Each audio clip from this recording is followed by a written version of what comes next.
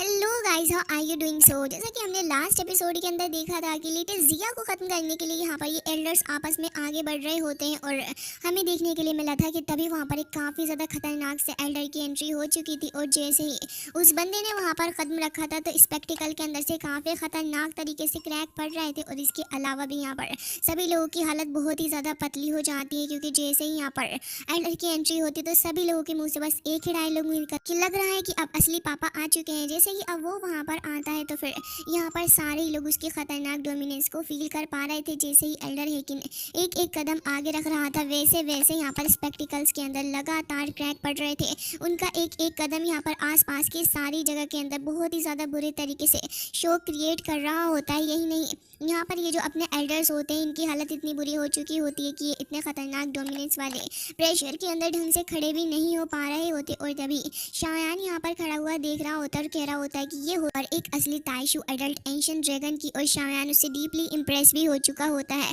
जिसके साथ ही यहाँ पर हमें देखने के लिए मिलता है कि हुआंग शुआन और बाकी सारे जो थे वो तो उसके सामने खड़े हुए होते हैं, लेकिन अब वो कह रहे होते हैं कि चलो मैं यहाँ पर आ चुका हूँ, चलो बताओ तुम आखिर क्या करोगे। लेकिन यहाँ पर हुआंग शुआन की तो खुद बैंड बजी पड़ी थी। वो तो यही सोच रहा होता है कि मुझे छोड़ दो बड़े भाई, मैं तो समझ गया हूँ कि मैं तुम्हारे सामने कुछ भी नहीं हूँ। हालांकि यहाँ पर तभी ये जो बंदा बिंग है था वो अभी भी सोच रहा होता है कि एल्डर हेकिंग के सामने उसका कुछ तो चांसेस है। और वो कह रहा होता है कि लग रहा है कि यहाँ पर शायद ये लड़की इन लोगों से ही बिलोंग करती है। वो समझ चुके होते हैं कि जिया कोई ऐसे ही ऑफेंड करने वाली चीज़ नहीं है जिसको ऐसे ही ऑफेंड कर दिया जाए। जिसके बाद वो कहने लगा होता है कि सीनियर ताइशु एंशियंट ड्रैगन जो है वो आपकी क्लैन से बिलोंग करता है, मैं मानता हूँ, लेकिन ये जो लड़की है इस लड़की ने ही तो हमारे साथ में चीज़ें स्टार्ट करी थी, हम कौन सा कुछ कर रहे थे।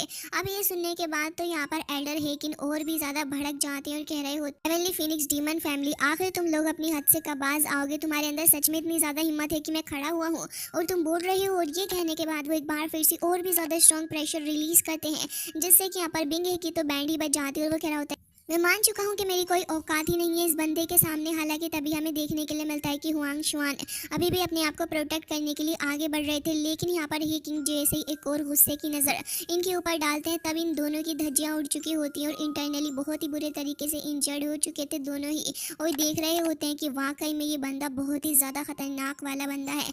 जबकि हेकिन कह रहे होते हैं कि तुम्हारी कितनी बड़ी हिम्मत है कि तुमने एक छोटी लड़की को इतने बुरे तरीके से बुली किया है। तुम्हें सच में लगता है कि यहाँ पर मैं तुम्हारी साइड लूँगा, जबकि तुम यहाँ पर इसको इतने बुरे तरीके से कंप्लेन कर रहे हो उसके बारे में।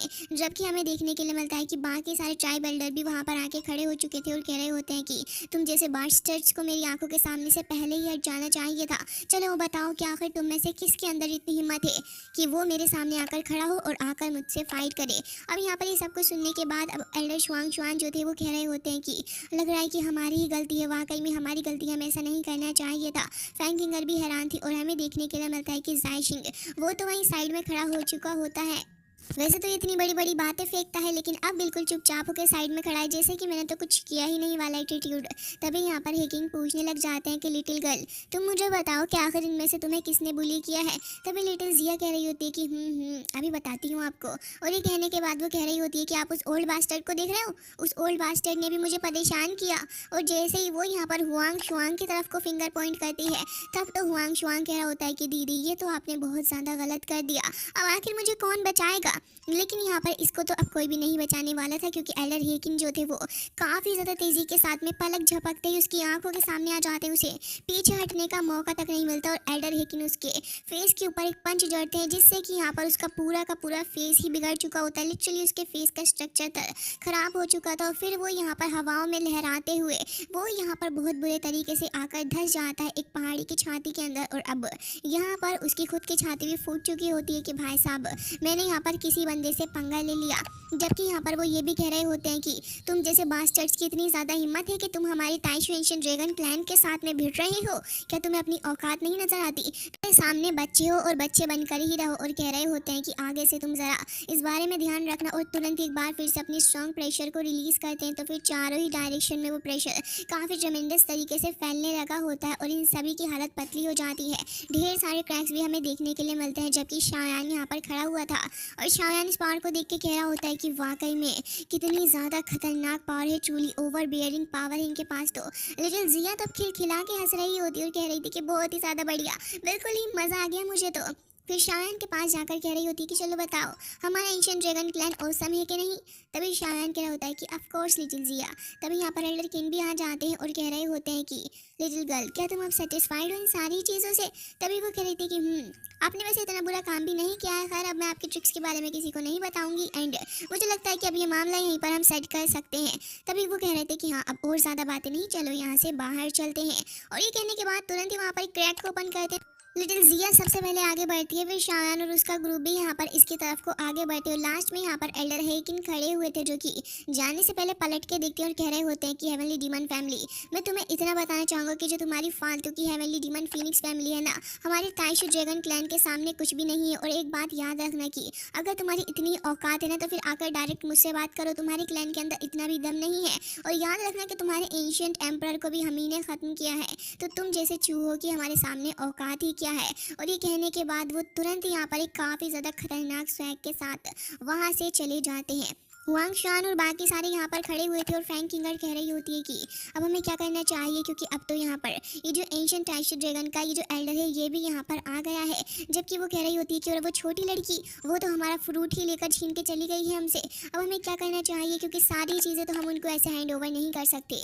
तभी हुआंग शुआंग कह रहे होते हैं कि तुम एक काम करो, तुम शाओलिंग जू की तरफ को जाओ और वहाँ पर जाके एम्बरर की बोन लेकर आओ, यानी कि उस स्केल्टन की। जब यहाँ पर फैंग किंगर ये बात सुनती है तो तुरंत ही उनका आदेश लेकर वहाँ से चली जाती है। दूसरी तरफ ये हुआंग शुआंग, कितना ज़्यादा अच्छा लग रहा है, इसका फेस पूरा पूरा लाल और इतनी ज़्यादा मुफ्त की बेइज्जती आज इसकी हो चुकी है, ये बर्दाश्त भी नहीं कर पा रहा होता और कह रहा होता है कि शायान, एक बार अगर तुम मुझे मिल गए ना तो तुम्हारी हड्डी पसली तोड़ दूंगा। ये कहकर वहाँ से जा रहा होता है। तभी एल्डर ले कहने लग जाते हैं कि मास्टर, अगर आपको हमारी किसी भी मदद की ज़रूरत पड़े तो प्लीज़ एक बार हुक्म करिएगा, हम वहीं रहेंगे।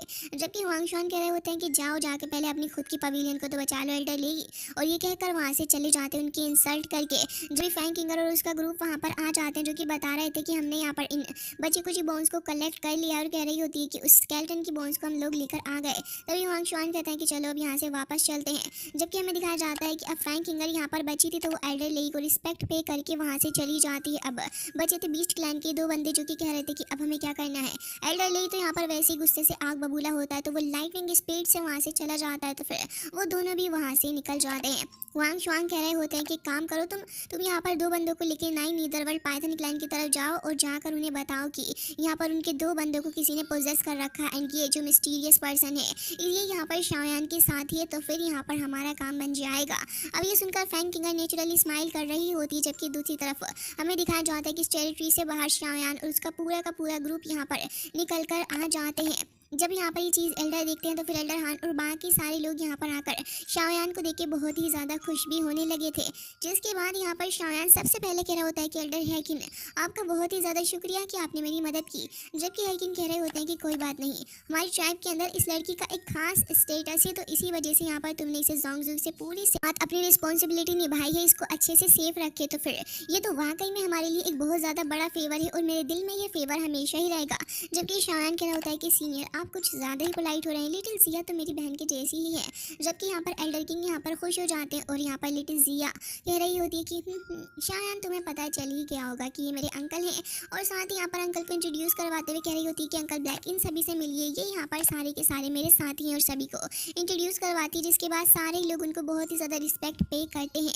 जिसके बाद हमें देखने के लिए मिलता है कि टैंगजैन भी उनसे मिलते हैं। फिर यहाँ पर शांगजैन उनसे बात करने की कोशिश कर रहे थे, लेकिन लिटिल जिया कह रही होती है कि तुम काहे बीच में आते हो। जिसके बाद टैंगजैन कहते हैं कि शायान, अब अगर कुछ काम नहीं है तो फिर मैं भी बर्निंग फ्लेम वेले के लिए निकलता हूँ। शायान कहता है कि ठीक है। जिसके बाद यहाँ पर उनकी डॉटर कह रही होती है कि शायान, अपना ध्यान रखना। और ये सारे फिर वहाँ से निकल जाते हैं। और अब एल्डर हेकिन कह रहे होते हैं कि ऑल्दो यहाँ पर तुम्हारी क्लैन बहुत बुरे तरीके से डिक्लाइन कर रही है, लेकिन तुम्हारी क्लैन के अंदर अभी भी काफ़ी सारे लोग मौजूद हैं। लग रहा है कि शायान को वाकई में एक अच्छा सक्सेसर मिल चुका है। शायान जैसे यहाँ पर अपने एंसेस्टर का नाम सुनता है तो वो पूछने लगा था कि क्या आप थोड़ा और गहराई से इसके बारे में बता सकते हैं। एल्डर हेकिन यहाँ पर उसको बताना नहीं चाह रहे थे और कहते हैं कि जब वक्त आएगा तो तुम्हें सब कुछ पता चल ही जाएगा। जिसके बाद एल्डर हेकिन कहने लग जाते हैं कि लिटिल गर्ल, तुम्हें वापस से क्लैन में चलना होगा। हालांकि यहाँ पर लिटिल जिया बिल्कुल ही साफ मना कर देती है और कह रही होती है कि वहाँ बिल्कुल भी मज़ा नहीं नहीं आता, मैं वहाँ नहीं जाने वाली हूँ। लेकिन ये सुनने के बाद एल्डर हेकिन कह रहे होते हैं कि देखो, मैं यहाँ पर इस बार उन ओल्ड मैन के दिए हुए ऑर्डर्स को बिल्कुल भी नकार नहीं सकता हूँ, और तुम्हें खुद भी पता है कि तुम्हें यहाँ पर अपनी एंशिएंट टाइशो ड्रैगन की इनहेरिटेंस को भी हासिल करना है, तो प्लीज़ तुम मेरे साथ क्लैन के अंदर वापस चलो। लेकिन यहाँ पर लिटिल जिया कह रही होती है कि मैंने कहा ना कि मुझे वहाँ पर अच्छा नहीं लगता, तो मैं वहाँ पर नहीं जाऊँगी। जबकि एल्डर हेकिन कह रहे थे कि मुझे लग रहा है कि तुम यहाँ पर मुझे उन एल्डर से पिटवा दोगी और कुछ भी नहीं होने वाला है। साथ ही तुम्हारे पास में अब वो ड्रैगन किंग फ्रूट भी आने वाला है, तो एक काम करो, मेरे साथ चलो और यहाँ पर इसको एब्जॉर्ब भी कर लेना। लेकिन लिटिल जिया समझ चुकी होती है कि एल्डर हेकिन उसको छोड़कर नहीं जाने वाले, जबकि वो यहाँ पर जाना भी नहीं चाह रही होती, तो भागते हुए शायान के पीछे आकर खड़ी हो जाती है। एल्डर हेकिन को यहाँ पर मजबूरन ही सही, लेकिन उससे कुछ कड़वी बातें कहनी पड़ती हैं। वो यहाँ पर लिटिल जिया को सच का सामना करवाते हुए कह रहे होते हैं कि देखो, जिस हिसाब की इस वक्त तुम्हारी स्ट्रेंथ है, तुम यहाँ पर शायान के ऊपर एक बर्डन ही बनने वाली हो, इससे ज़्यादा कुछ भी नहीं है। और याद रखना कि एक दिन ऐसा आएगा जब तुम शायान नहीं बल्कि सारे ही लोगों के ऊपर बर्डन बनोगी। ये सुनने के बाद तो शायान को भी काफ़ी बुरा लग रहा होता है, लेकिन अब यहाँ पर वो उसको मोटिवेट करते हुए ये भी कह रहे होते हैं कि देखो, अगर तुम उस इनहेरिटेंस को एक बार कंप्लीट कर लोगी तो सडनली तुम्हारी पावर एक्सप्लोड कर जाएंगी, और यकीन करो कि उसके बाद तुम्हें कोई भी नहीं रोकेगा। तो प्लीज़ तुम मेरे साथ चलो, जिससे कि तुम किसी के ऊपर भी बर्डन नहीं बन पाओगी। जबकि लिटिल जिया यहाँ पर बहुत ज़्यादा एंशियस होने लगी होती है, और वो मजबूर हो चुकी थी एल्डर हेकिन की बातें सुनते हुए, और कहीं ना कहीं उसे पता था कि यहाँ पर वो शायान के ऊपर बर्डन भी नहीं बनेगी। इसी के चलते वो उनके सामने आकर खड़ी हो जाती और कह रही थी कि ऑल राइट, ठीक है, चलिए मैं आपकी बात मानती हूँ। हालांकि यहाँ पर लिटिल फेरी को भी काफ़ी बुरा लग रहा होता है लिटिल जिया के लिए, और कह रही होती है कि जिया, तुम्हें अच्छे से प्रैक्टिस करनी होगी। लेकिन जिया का मुँह बहुत ही ज़्यादा उतरा हुआ था। शायान अपने पास में रखी हुई कुछ पिल्स उसको दे देता है और कह रहा होता है कि एक बार तुम अपनी इनहेरिटेंस को पूरे तरीके से कंप्लीट कर लो, और ये लो कुछ पिल, ये भी तुम्हारे काम आएंगी। जबकि लिटिल जिया कह रही होती है कि मैं तुम सभी से दूर जाने का ये दर्द बर्दाश्त नहीं कर सकती। अभी यहाँ पर लिटिल जिया को लिटिल फेरी और साथ ही यहाँ पर शायान दोनों ही समझाने लगे होते हैं कि तुम एक बार अपनी इनहेरिटेंस कंप्लीट कर लो, फिर तुम हमें ढूंढने के लिए आ जाना।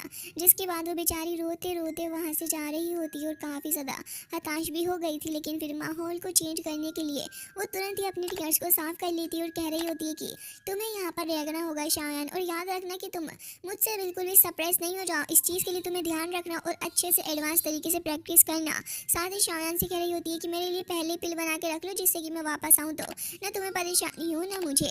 शायान कहता है कि ठीक है।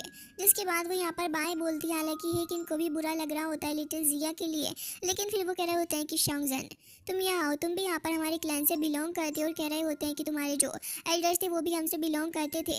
वही सुनकर काफ़ी ज़्यादा खुश हो जाता है, तुरंत ही उनको ग्रीट करने लगा था। वो ये कह रहे होते हैं कि अब तुम मेरे साथ ही चलोगे हमारे क्लैन के अंदर, और ये ग्रेट अपॉर्चुनिटी के साथ में वो इन दोनों को ही वहाँ से लेकर चले जाते हैं। जिसके बाद हमें देखने के लिए मिलता है कि शायान कह रहा होता है कि सोल पैलेस ने मेरे फादर को अपने पास में रखा हुआ है, तो मैं उसको छोड़ूंगा नहीं। और कह रहा होता है कि सोल पैलेस तुम तैयार रहना। और साथ ही यहाँ पर हेकिन कह रहे होते हैं कि ठीक है, तो अब फाइनल गुड बाय कहने का समय आ चुका है माय फ्रेंड, और ये कहकर वो वहाँ से चले जाते हैं। शायान यहाँ पर कह रहा होता है कि इस लिटिल गर्ल को मैं काफ़ी मिस करने वाला हूँ, लेकिन कोई बात नहीं, बाद में हम लोग दोबारा से मिलेंगे। और ये कहकर शायान कह रहा होता है कि चलो तो फिर अब हम लोग वापस चलते हैं। और यहाँ पर कह रहा होता है कि अब जब टीचर की प्रॉब्लम सॉल्व हो ही चुकी है, तो मुकिंग लुआन अब यहाँ पर हमें कोऑपरेट करना होगा। और कह रहे होते हैं कि एल्डर है, आप यहाँ पर सारे लोगों को गैदर कर लें जितना ज़्यादा जल्दी हो सके, क्योंकि अब हमें वापस निकलना है स्टार पवेलियन के लिए। और ये कहकर ये सभी वहाँ से निकल जाते हैं। जबकि हमें देखने के लिए मिलता है कि यहाँ पर ये जो अपनी 9 नीदरवर्ल्ड पाइथन क्लैन होती है, इसकी टेरिटरी के अंदर यहाँ पर मुकिंग लुआन आ रही होती है, तो वहाँ के सिपाही आकर उसे रोकते हैं और कह रहे थे कि तुम्हारी हिम्मत कैसे हो यहाँ पर आने की। लेकिन इतनी देर में वो यहाँ पर अपने हेवनली ओरा को सर्च करती है, तो फिर वो बंदा समझ जाता है कि तो हेवनली डीमन फिनिक्स ट्राइब से है। और मुकिंग लुआन यहाँ पर आकर कह रही होती है कि मैंने सुना है कि रिसेंटली तुम्हारी क्लैन के 2 स्ट्रॉन्ग बंदे वहाँ से डिसअपियर हो गए हैं, तो मुझे लग रहा है कि यहाँ पर मैं तुम्हारे लिए एक अच्छी न्यूज़ लेकर आई हूँ। लेकिन वो बंदा कह रहा होता है कि कौन सी न्यूज़, और हम तुम्हारे ऊपर भरोसा क्यों करें। तभी वो कहती है कि लास्ट चांस है, तुम अपने लोगों को ढूंढ सकते हो, बाकी तुम्हारी मर्जी। वो ये भी बता रही होती है कि यहाँ पर उन लोगों को एक मिस्टीरियस बंदे ने किडनैप किया है, और ये जो बंदा यहाँ पर शायान द्वारा एक्सेप्ट किया गया है, जो कि अभी फ़िलहाल के लिए फॉलिंग स्टार पवेलियन के अंदर है।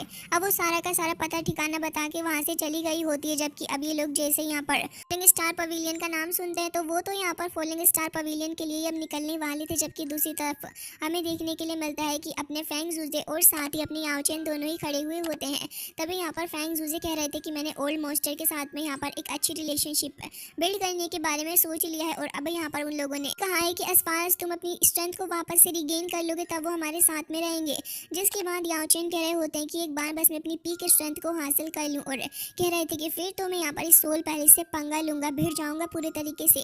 तभी फैंग जूजे कहने लग जाते हैं कि हाँ तुमने सही कहा, शाओयान और उसके फ्रेंड्स को गए हुए भी काफ़ी वक्त हो चुका है, उम्मीद करता हूँ कि उसे वो फ्रूट मिल चुका हो क्योंकि वो फ्रूट एक्सट्रीमली प्रीशियस है और यहाँ पर काफ़ी सारे लोग उसके पीछे पड़े हुए हैं। लेकिन इतनी देर में यहाँ पर इन्हें शाओयान का ऑरा महसूस होता है और सभी लोग कह रहे थे कि यंग मास्टर शाओयान आ गए हैं। अभी यहाँ पर तुरंत ये दोनों ही आकर खड़े हो जाते हैं। शाओयान भी तुरंत ही अपने मास्टर के पास आ जाता है, फिर मास्टर को ग्रीट करता है। फिर वो पूछते हैं कि तुम ठीक तो हो? शाओयान कह रहा होता है कि हाँ बिल्कुल, और मैं वो सोल ड्रैगन बेबी फ्रूट भी लेकर आ चुका। फिर हमें होल का सीन दिखाया जाता है जहाँ पर शाओयान अपने मास्टर को फ्रूट प्रेजेंट करता है, तो वो इसे देखकर कह रहे थे कि इंडीड ये वही फ्रूट है, वो भी बेस्ट क्वालिटी का। फैंग जूजे कह रहे हो कि ये तो एक बहुत ही ज़्यादा अच्छा काम हो गया और साथ ही शाओयान ने यहाँ पर मुझे पहले ही जेड स्पिरिट भी सौंप दिया था जिससे कि यहाँ पर तुम्हारी काफ़ी ज़्यादा हेल्प हो जाएगी। लग रहा है कि तुम्हारी सोल एनर्जी बहुत ही जल्दी वापस आने वाली है याओचेन। जबकि मास्टर याओचेन कह रहे होते हैं कि आप सभी का बहुत बहुत शुक्रिया कि आपने इतनी ज़्यादा मेहनत की। तो लिटिल फेरी कह रही होती है कि ऐसी कोई भी बात नहीं है, हम सारे ही शाओयान के दोस्त हैं। और तभी मास्टर तियान वो भी कह रहे थे कि ऑफकोर्स। याओचेन कह रहे होते हैं कि शाओयान जब तक तुम्हारे पास इतने अच्छे दोस्त हैं मुझे फिक्र की कोई ज़रूरत नहीं। क्या तुम्हें तुम्हारे फादर के बारे में पता चला है? तभी शाओयान ये सुनकर थोड़ा उदास हो जाता है और उसे वापस से अपने फादर के साथ बिताए हुए वो मोमेंट याद आने लग जाते हैं और ये भी कि उसके फादर सोल होल की वजह से कितना ज़्यादा सफ़र कर रहे हैं। तभी शाओयान कह रहा होता है कि टीचर क्या आपको पता है कि जोंगजू के अंदर आके कहाँ पर ऐसा सोल पैलेस है जहाँ पे मेरे फादर को इम्प्रिजन किया गया? तभी वो कह रहे थे कि अनफॉर्चुनेटली जोंगजू के अंदर तो नहीं है शाओयान। फिर शाओयान और भी ज़्यादा उदास हो जाता है। फिर वो कह रहे थे कि तुम्हें नहीं पता लेकिन सोल पैलेस का बैकग्राउंड बहुत ही ज़्यादा स्ट्रॉन्ग है, जितना सिंपल ये दिखाई देता है इतना ज़्यादा सिंपल नहीं। वो बताते हैं कि सोल पैलेस मिस्ट्री से भरा हुआ है और साथ ही सोल पैलेस जो है वो यहाँ पर एक मिस्टीरियस सोल क्लैन के साथ में कनेक्टेड है। शाओयान ये सुनकर कहता है कि तो क्या ये सेम ही है सोल पैलेस की तरह? तभी वो कह रहे थे कि नहीं, ये सेम नहीं है बल्कि अलग है।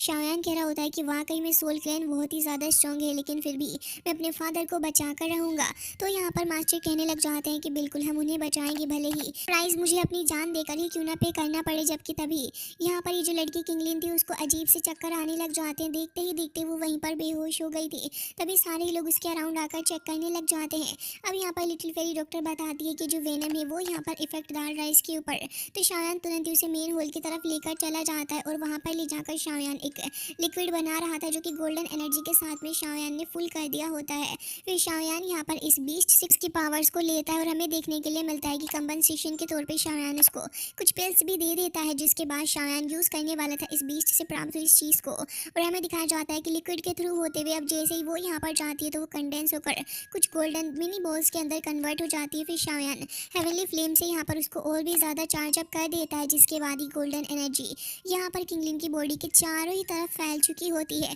धीरे धीरे करके यहाँ पर अब उसने अपना असर दिखाना शुरू कर दिया था और यहाँ पर देखने के लिए मिलता है कि वेनम धीरे धीरे करके हट रहा होता है किंगलिन की बॉडी से। शाओयान कह रहा होता है कि मुझे और भी ज़्यादा फास्टर स्पीड करनी होगी। जैसे धीरे धीरे ये इफेक्ट कम हो रहा होता है वैसे वैसे हमें देखने के लिए मिलता है कि ऐसे ही काफ़ी ज़्यादा दिन निकल चुके होते हैं। शाओयान अभी तक लगा पड़ा हुआ होता है। किंगलिन को भी काफ़ी पेन हो रहा था। शाओयान कुछ और मेडिसिनल हर्ब्स का इस्तेमाल करता है और वापस से उस लिक्विड के थ्रू करते हुए उसको किंगलिन की बॉडी के अंदर यूज़ कर रहा था जिससे कि उसकी बॉडी के अंदर से कुछ तो डार्क टॉक्सिन्स बाहर निकल रहे थे। शाओयान कहता है कि बस अब थोड़ी देर और उसके बाद ही कम्प्लीटली इसकी बॉडी से ख़त्म हो जाएगा। लेकिन शाओयान नोटिस करता है कि अब तो यहाँ पर उसकी बॉडी से वो ऑरा निकलने के बाद वो काफ़ी ज़्यादा अजीब सी हरकतें कर रही है। उसके फोरहेड के ऊपर एक खास तरीके का सिंबल शाओयान देख पा रहा था। फिर तो उसके आसपास से काफ़ी ज़्यादा स्ट्रॉन्ग सी वियर्ड सी एनर्जी शाओयान निकलते हुए देखता है और हमें देखने के लिए मिलता है कि जब यहाँ पर किंगलिन चिल्लाती है तो उसके अराउंड बहुत ही ज़्यादा खतरनाक तरीके का ऑरा फैल जाता है। गाइस शाओयान जब अपनी आंखों के सामने देखता है तो वो इस नज़ारे को देखकर हैरान था क्योंकि यहाँ पर हमें देखने के लिए मिलते हैं एंशिएंट सर्पेंट जो कि यहाँ पर काफ़ी वक्त पहले ही विलुप्त हो चुके हैं लेकिन अब उनकी स्पिरिट यहाँ पर किंगलिन के पास है। एंड गाइस इसी के साथ ये एपिसोड एंड हो जाता है। आई होप कि आपको पसंद आया होगा। मिलते हैं नेक्स्ट वीडियो में, तब तक के लिए bye bye, take care of yourself.